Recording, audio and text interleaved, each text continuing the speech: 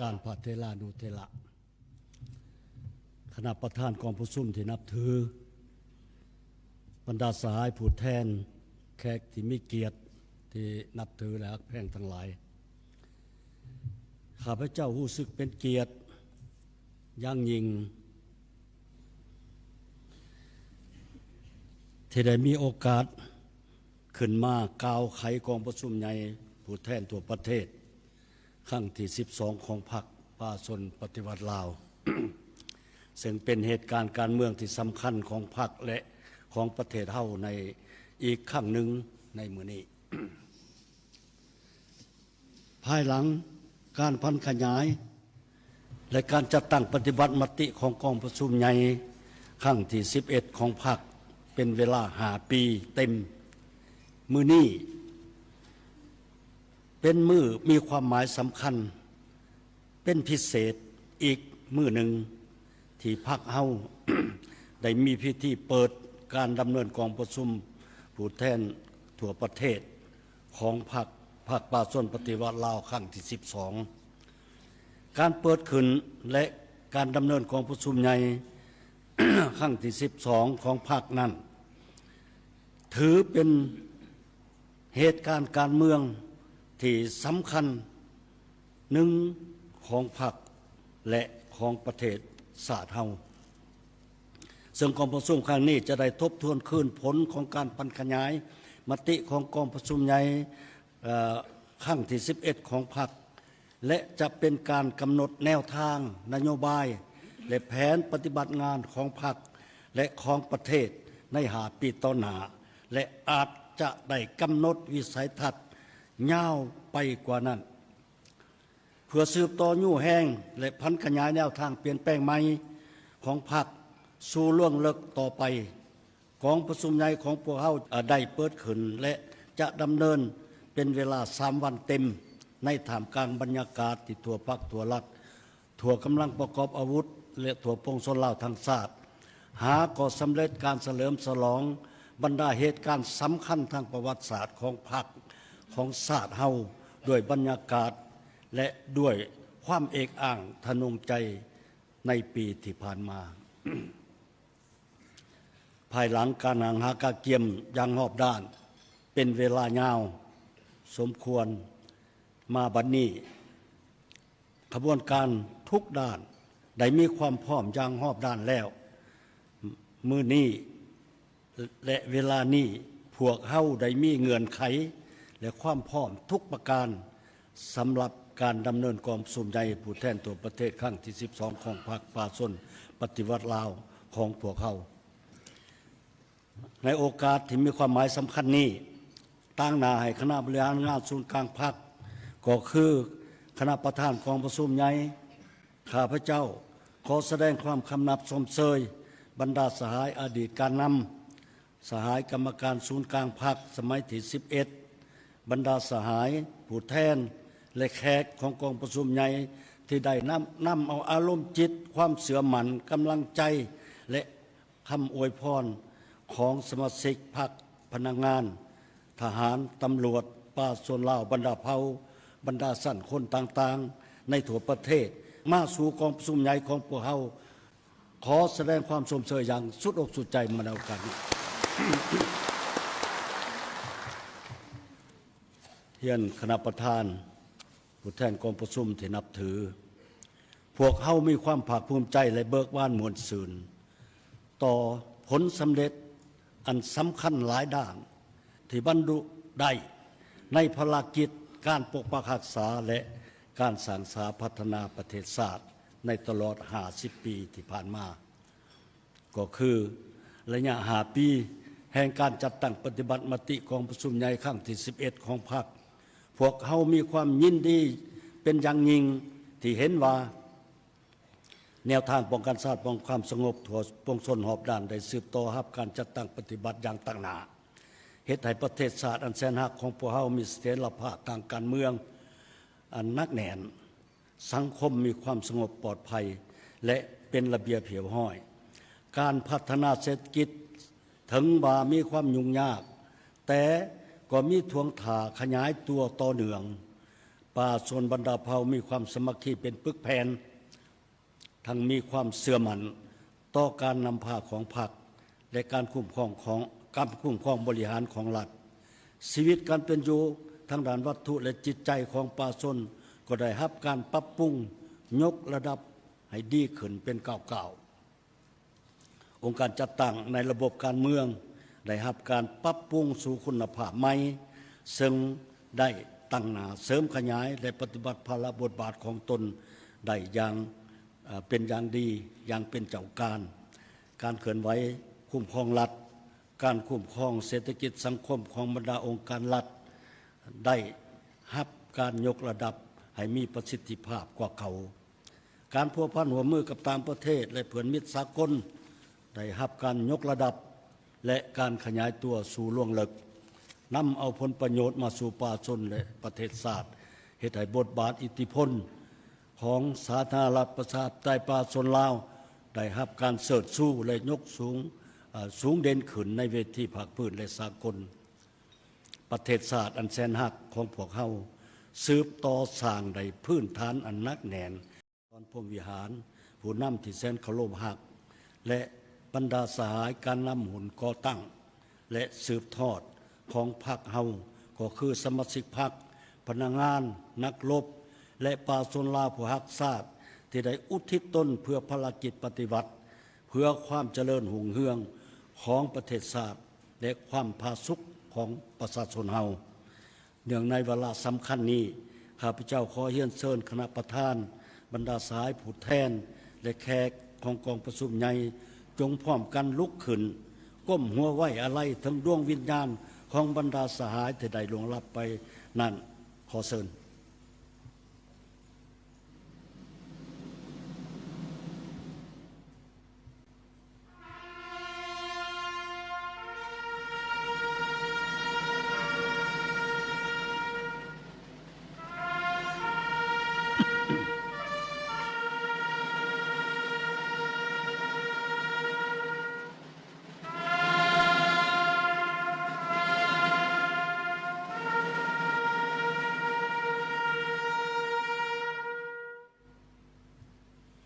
ขอเชิญนาง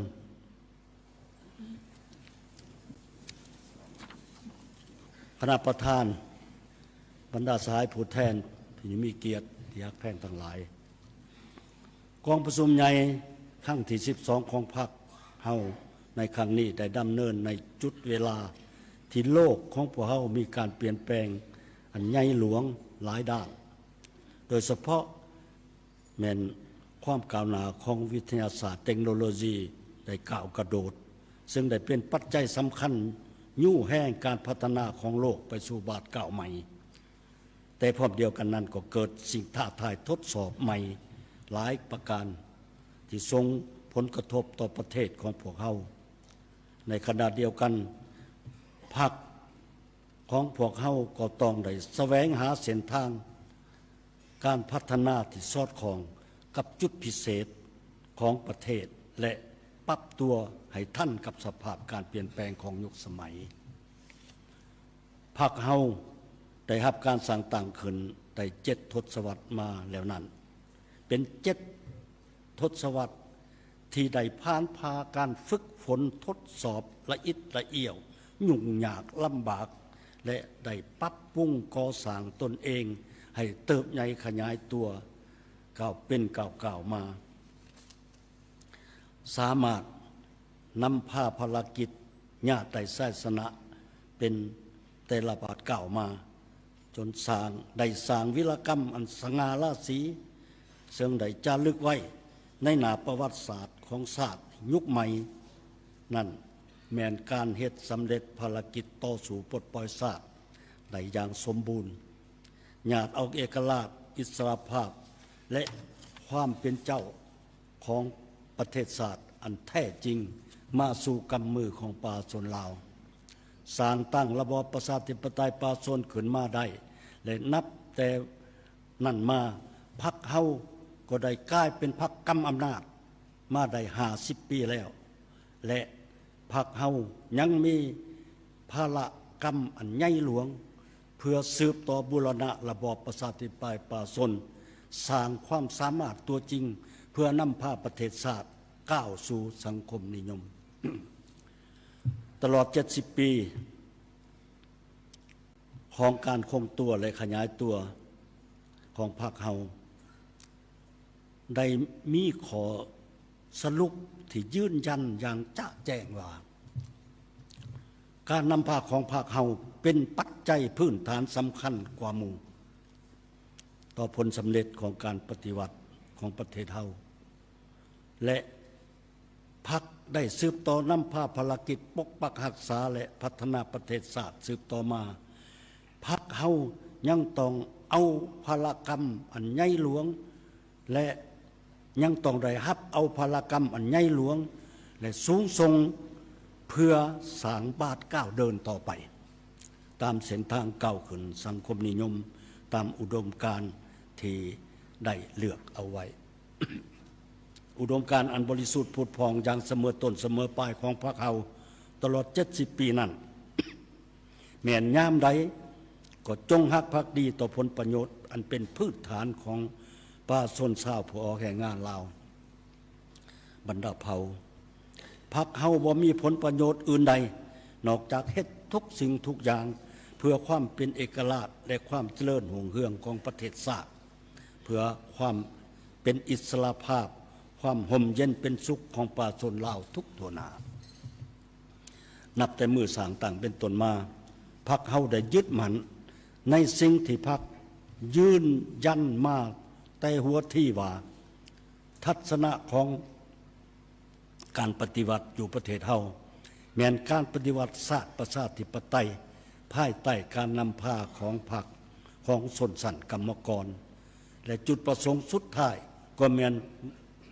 บ่แม่นยุดอยู่ในการที่ได้มาซึ่งเอกราชแห่งชาติและความเป็นประชาธิปไตยแบบใหม่เท่านั้นหากยังต้องนำพาประเทศชาติก้าวขึ้นสู่สังคมนิยมจุดหมายดังกล่าวแม่นเส้นทางที่ต้องเป็นไปของการปฏิวัติของประเทศเฮาภายใต้การนำพาของพรรคประชาชนปฏิวัติลาวบรรดาสหายที่รักแพงกองประชุมใหญ่ครั้งที่ 12 ของพรรคจะได้ดำเนินภายใต้คำขวัญยกสูงบทบาทการนำพาที่เข้มแข็งของพรรคตั้งหน้าสร้างเศรษฐกิจเอกราชเป็นเจ้าตนเองสืบต่อบูรณะระบอบประชาธิปไตยประชาชนให้นักแน่นก้าวขึ้นสู่สังคมนิยมบรรดาสหายที่นับถือยืนอยู่ต่อหน้าสภาพการใหม่ ความเหี่ยวห้องต่อการใหม่ของการปฏิวัติของประเทศเฮาเพื่อสืบต่อยู่แห้งการพันขยายแนวทางเปลี่ยนแปลงใหม่เข้าสู่ล่วงลึกนั้นกองประชุมใหญ่ของครั้งที่ 12 ของพรรคเฮาจะได้พิจารณาได้รับห้องเอาโครงการการเมืองของพรรคฉบับที่ 3ซึ่งจะได้ยืนยันและกำหนดจุดหมายเส้นทางก้าวเดินของประเทศชาติฮอดปี 2055 เพื่อสืบต่อบูรณะระบอบประชาธิปไตยของพรรคประชาธิปไตยประชาชนให้นักแน่นขึ้นก้าวขึ้นสู่จุดหมายที่ได้วางไว้มือนับเติมใหญ่ปลอดใสเข้มแข็งและนักแน่นยกสูงบทบาทการนำพาของพรรคให้เข้มแข็งก้าวขึ้นเฮ็ดรอดนาทีภารกรรมประวัติศาสตร์อันมีเกียรติสง่าของตนในระยะใหม่นาทีสำคัญอันหนึ่งอีกของกองประชุมใหญ่แมนจะได้ดำเนินการเลือกตั้งเอาคณะบริหารงานศูนย์กลางพรรคสมัยที่ 12ที่แสดงออกถึงความสามัคคีเป็นจิตหนึ่งใจเดียวของทั่วพรรครับประกันลักษณะสืบทอดเปลี่ยนแทนและเฮ็ดให้ท่านแถวการนำขันยุทธศาสตร์ของศูนย์กลางพรรคเฮานับมือนับนุ่มแน่นเต็มไปด้วยสติปัญญาความสื่อสัตย์บริสุทธิ์ผุดพองและจงรักภักดีต่ออุดมการณ์ของพรรคก็คือเส้นทางเก่าเดินของประเทศชาติสามารถแบกหาบภาระหน้าที่อันหนักหน่วงที่พรรคและประชาชนมอบหมายให้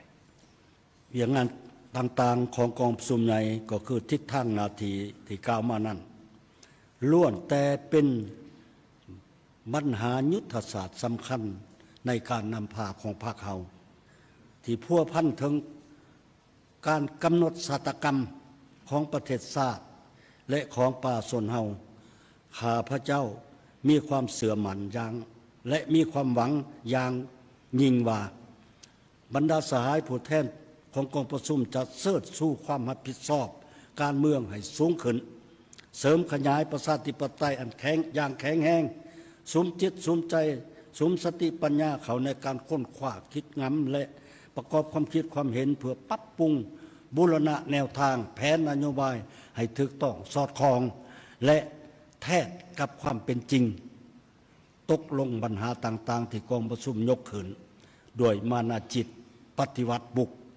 เฮ็ดให้กองประชุมใหญ่ของพรรคเฮาบรรลุผลสำเร็จตามจุดประสงค์และระดับขานหมายที่วางไว้ทุกประการ ในนามคณะประธานกองประชุมใหญ่